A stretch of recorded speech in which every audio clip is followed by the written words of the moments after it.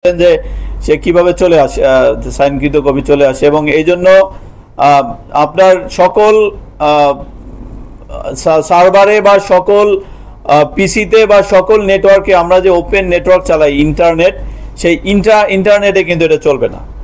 সেটার জন্য দরকার ইন্টারনেট, নির্বাচন কমিশনের যে নিজস্ব ইন্টারনেট সার্ভিস তার মাধ্যমে। এবং এই কারণে প্রত্যেক দিন সকালে তাকে এটা লগ ইন করতে হয়। লগ ইন করার সাথে সাথে সে তার কাছে একটা ওটিপি যায়। এই ওটিপিটা কিনতে হতো ৩,০০০ টাকার বিনিময়ে যে কোনো। এবং এই জামাল যিনি নির্বাচন অফিসে ডাটা এন্ট্রি অপারেটর, সে এক পর্যায়ে ব্যবসার তাদের গভীরতা বা ঘনিষ্ঠতা এত বেড়েছিল যে গোপন তথ্যের প্রকাশ্য ব্যবসা, আসলে প্রকাশ্য ব্যবসা না, গোপন তথ্যের গোপনীয় ব্যবসা। গ্রেপ্তারকৃত লিটন মোল্লা তার অপর সহযোগীদের মাধ্যমে এই ব্যবসাটি দীর্ঘদিন যাবৎ করে আসছিল। কি কি ব্যবসা? এনআইডি সরবরাহ। আপনারা জানেন এনআইডি দরকার, এই এনআইডিটা পেতে হয়তো আপনার দীর্ঘ সময় দরকার। এই লিটন মোল্লার গ্রুপ আপনাকে দ্রুততম সময়ে সেই এনআইডিটি সরবরাহ করে, এবং কিভাবে করে সেটা আপনারা দেখেছেন। এবং অবশ্যই বিনামূল্যে না, এই জন্য সে তাকে মূল্য পরিশোধ করতে হতো, এবং মূল্যের পরিমাণটা আপনার আর্জেন্সি বা আপনার কি কি তথ্য দরকার তার উপরে নির্ভর করত। এটা ৫০০ থেকে ৫,০০০ পর্যন্ত চলে যেত এই মূল্যর পরিমাণ। সে আপনাকে যে সেবা দিচ্ছে সে সেবার পরিমাণ। অনেকেই দ্রুত পাসপোর্ট করার জন্য বা অন্য যে কোনো প্রয়োজনে তার এনআইডির কপিটি দরকার, তার এনআইডির কপিটি নাই। সে এরকম ফেসবুক গ্রুপ, হোয়াটসঅ্যাপ গ্রুপ খুলে ক্লায়েন্টদের কাছ থেকে এরকম রিকোয়েস্ট পেত, তার সহযোগী জামালকে দেয়। এবং জামাল যিনি নির্বাচন অফিসে কর্মরত, সেই জামালের মাধ্যমে সে একটা পিডিএফ কপি পায়।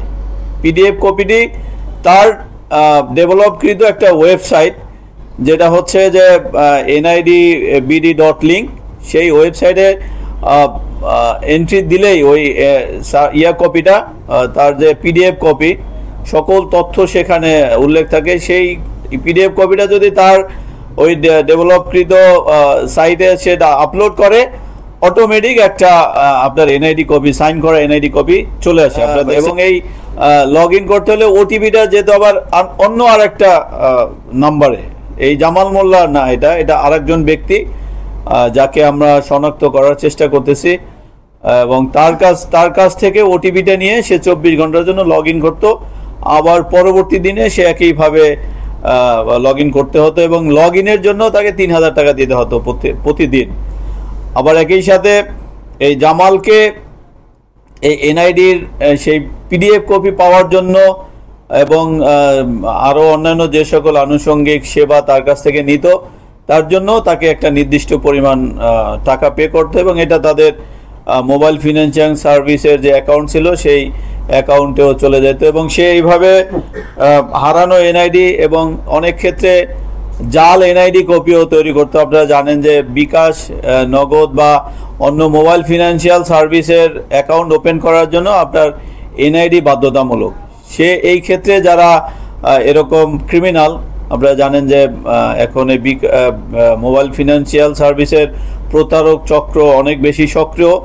তাদেরকে বা বিভিন্ন যারা এজেন্ট থাকে বা অন্যান্য যারা এই ব্যবসার সাথে জড়িত, তাদেরকে অ্যাকাউন্ট ওপেন করতে হয়, এবং তাদের অবৈধ ট্রানজ্যাকশনের জন্য ফেক অ্যাকাউন্ট ওপেন করে ফেক এনআইডি দিয়ে। সেই এনআইডিগুলো সে প্রস্তুত করে দিত, এবং আপনারা দেখেছেন যে কিভাবে সে বানায়।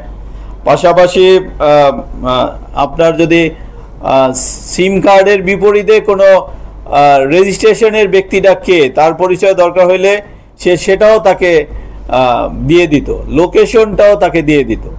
এটাও আমরা সে কার মাধ্যমে এই সেবাগুলো নিত, এইটাও আমরা শনাক্ত করার চেষ্টা করতেছি। আপনারা জানেন যে বায়োমেট্রিক ফর্ম যখন একটা মোবাইল ফোন সিম কেনার সময় প্রত্যেকেরই ফিল আপ করতে হয়, এবং সেখানে একটা বায়োমেট্রিক এনআইডি নাম্বার আপনাকে দিতে হয়, বাট সেখানে সব কিছু থাকে না। আমরা পুলিশ বা অন্যান্য আইন শৃঙ্খলা বাহিনী এই বায়োমেট্রিক্স ফর্ম থেকে যে একটা এনআইডি নাম্বার থাকে, সেই এনআইডি নাম্বার দিয়ে আমরা সার্ভারে ঢুকে আমরা তার এনআইডিটা আমরা পাই। ঠিক একইভাবে সেও এনআইডি নাম্বারটা রিকোয়েস্টের অ্যাগেনস্টে সে সরবরাহ করতে, এবং এইটাও সে কার মাধ্যমে পেত এবং সেটাও আমরা শনাক্ত করার চেষ্টা করতেছি। এবং আমরা আমাদের টিম, আমাদের সিডি ইন্টেল অ্যানালাইসিস টিম এই কাজটিও অনেক দূর এগিয়েছে, আমরা তাকেও শনাক্ত করতে